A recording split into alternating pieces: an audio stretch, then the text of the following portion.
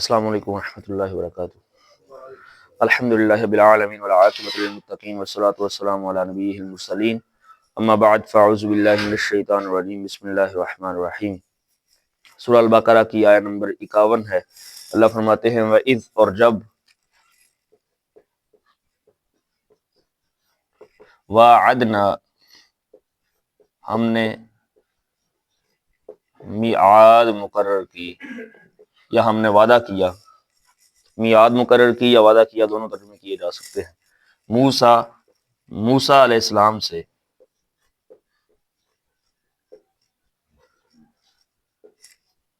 40 لیلہ 40 راتوں کا، 40 لیلتن راتوں،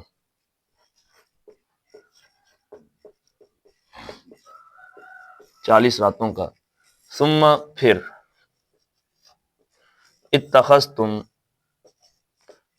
تم نے بنا لیا، اخذ یاخذ یا اتخذ یتخذ، اس کا مطلب ہوتا ہے پکڑنا۔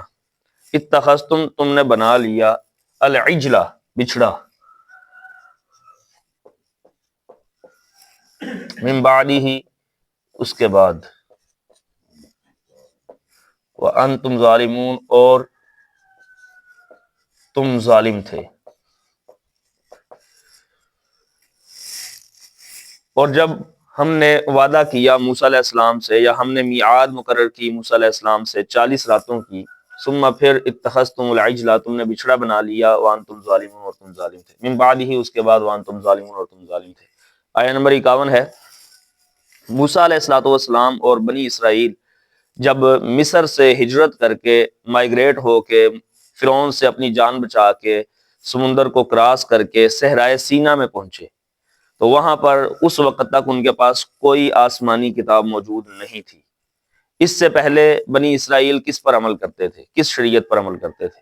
بنی اسرائیل موسیٰ علیہ السلام پر نازل ہونے والی وہ وحی جو تورات نہیں تھی اس پر عمل کرتے تھے، یعنی کہ سادہ لفظوں میں آپ کہہ سکتے ہیں کہ حدیث پر عمل کرتے تھے۔ اس وقت تک حدیث پر عمل تھا، تو یہاں سے آپ حجیت حدیث پر بھی دلیل نکال سکتے ہیں کہ موسیٰ علیہ السلام کی جو قوم تھی وہ غیر کتابی وحی، جس کو حدیث کہتے ہیں، اس پر عمل کرتی رہی بنی اسرائیل۔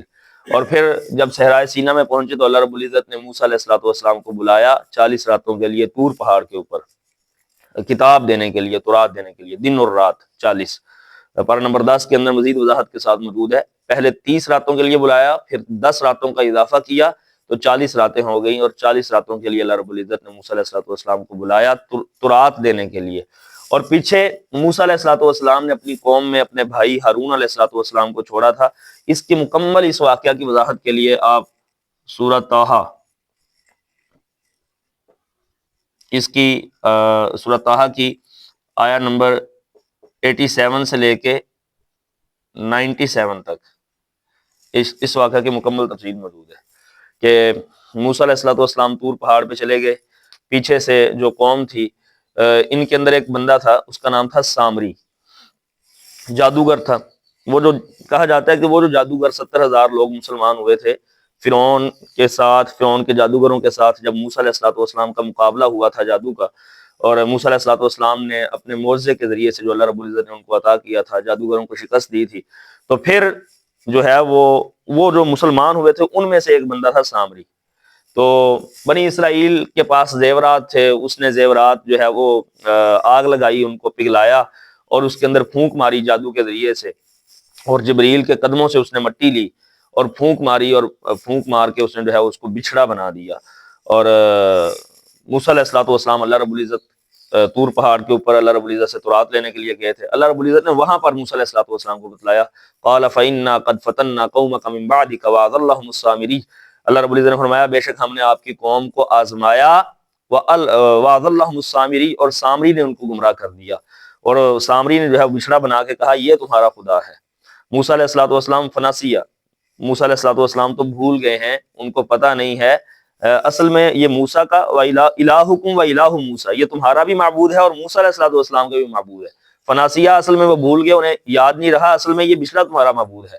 تو موسیٰ علیہ السلام جب طور پہاڑ سے آئے تو اللہ رب العزت نے فرمایا کہ فغضب موسیٰ فرجع موسیٰ إِلَىٰ قَوْمِهِ غضبان آسفا، موسیٰ علیہ السلام لوٹے سخت غصے کی حالت میں اپنی قوم کی طرف، اور سب سے پہلے آ کے جس بندے سے خطاب کیا، جس بندے سے مخاطب ہوئے، وہ ان کا بھائی تھا، ہارون علیہ السلام۔ تو یہاں پہ پتہ چلتا ہے ایک بات، اور یہ بھی سمجھ آتی ہے اس واقعے میں کہ جو بندہ ذمہ دار ہوتا ہے سوال اسی سے ہوتا ہے۔ آگے سب سے پہلا سوال، سب سے پہلی پوچھ گچھ اسی سے ہوتی ہے کہ تجھے میں چھوڑ کے گیا تھا قوم کے پاس، تو نے ان کو روکا کیوں نہیں؟ تو بھی ان کے ساتھ لگ گیا۔ قد عصیت امری، تو نے میرے حکم کی نافرمانی کی ہے، تو نے میری پیروی نہیں کی۔ تو ہارون علیہ السلام نے کہا کہ نہیں، ایسی بات نہیں ہے۔ کہا اے میری ماں کے بیٹے، ایسی بات نہیں ہے، بلکہ میں نے ان کو روکا تھا، یہ نہیں رکے۔ پھر اللہ رب العزت نے بھی گواہی دی۔ تو ہارون علیہ السلام تو بری ذمہ تھے اس سے، انہوں نے روکا بھی تھا، لیکن انہوں نے بچھڑے کو معبود بنایا، اور ساتھ میں یہ بھی کہا کہ ہم اس وقت تک عاکفین علیہ، اس وقت تک اس بچھڑے پر جھکے رہیں گے جب تک موسیٰ خود نہیں آ جاتے۔ تو بہرحال لمبا واقعہ ہے، تفصیل کے ساتھ سورۃ طٰہٰ کے اندر 87 سے 97 تک موجود ہے۔ تو اللہ رب العزت پھر من بعدہ وانتم ظالمون، اللہ نے فرمایا اور تم ظالم تھے۔ ظالم کیوں کہا؟ کیونکہ سری شرک کے مرتکب ہوئے تھے، واضح طور پر شرک کے مرتکب ہوئے تھے، ارتکاب کیا تھا، لہذا اس کائنات میں سب سے بڑا ظالم وہ ہے جو شرک کرتا ہے۔ اس لیے قرآن کریم سورہ لقمان کے اندر بھی ہے، یا بنی لا تشرک باللہ ان الشرک لظلم عظیم، اے بیٹے اللہ کے ساتھ شرک نہ کر، بے شک شرک جو ہے یہ سب سے بڑا ظلم ہے۔ لہذا اس وجہ سے اللہ رب العزت نے فرمایا کہ تمہارے اس سری شرک کی وجہ سے تم ظالم بن گئے، تم ظالم تھے۔ تو یہ اس آیت کا ترجمہ اور تشریح ہے۔ اللہ سے دعا کرتے ہیں اللہ سمجھنے کی عمل کرنے کی توفیق عطا فرمائے۔ ہم توفیق اللہ باللہ۔